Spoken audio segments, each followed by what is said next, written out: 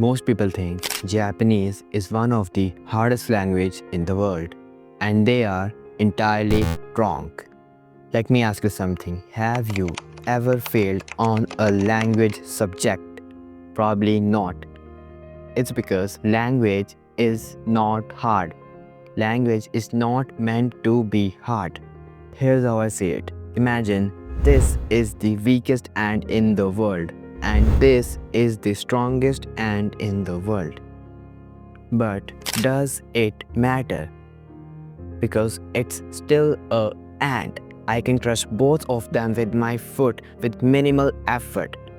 And the same is for languages. It doesn't matter if it's the hardest language or the simplest language in the world. It's still a language. Languages are meant to be simple. I have covered everything in this video, from learning Hiragana and Katakana without forgetting them, the best way for understanding grammar, memorizing vocab the right way, how to speak and write Japanese, and plus some tips. Everything you ever need is covered in this video. So let's get started. I have put chapters in this video so you can skip the part that you don't need. For Hiragana and Katakana, I recommend that we keep it slow. It's worthless if you learn them in only 2 hours. You have to at least give a week. Now I will give you 2 methods. One is slow and other is somewhat fast. You can choose whichever you like. In the first method, we use Duolingo for learning Hiragana and Katakana. We don't use Prose because Prose interface is bad in comparison to Duolingo. So you will learn 4 characters per day, and every time you get a character wrong while doing it on Duolingo, you will write it down because it increases your retention up to 70%. You will be able to learn them in 15 days, which is very slow. I will recommend this method only if you are just getting started. If you have somewhat experience of learning languages, I recommend that you learn 10 characters per day and it will be completed in just a week. You know what makes Japanese hard? It's the particles. And for the particles, the only thing you need is the Kyodoli Sensei's grammar lectures. She explains every particle in detail. She doesn't tell you raw facts. She gives proper explanation of every word she say. She explains Japanese as it is. She doesn't translate Japanese in English. For example, the sentence "Nihongo ga wakaru." If you translate this in English, it means I understand Japanese. But in reality, it means Japanese is understandable or Japanese does understandable. Because Japanese is not an egocentric language like English. We doesn't put ourselves everywhere.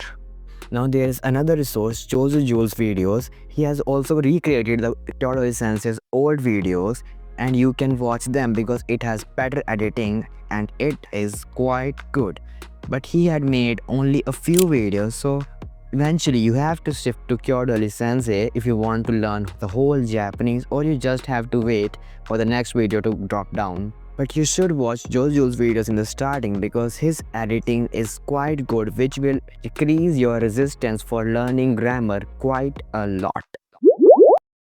For vocab, I recommend 2K4K deck of Encrian edited by Jozu Jules, which contains pitch accent graphs which helps you to know the pronunciation. And you must know pitch accent, and I will put the link in description of that video too. This deck has almost 4000 cards, and don't worry, there are only 2000 words. There are 2 cards for 1 word. Start with 1 card and gradually increase to 2 to 5 to 10 to 20. And don't go over 40 because if you go over 40, your review time will go to 2 hours per day and it is quite long. You will not be able to do it.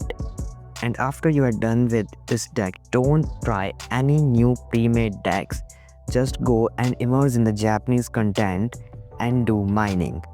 And if you want a video on mining, I have put the link in description. It's the video of Joseph Jules. You can check it out.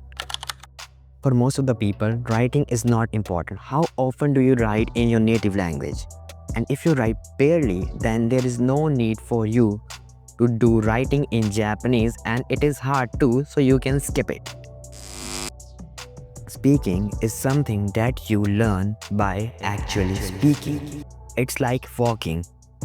When you were a baby, you didn't learn walking by watching videos on how to walk, you just walked. And it's same for speaking.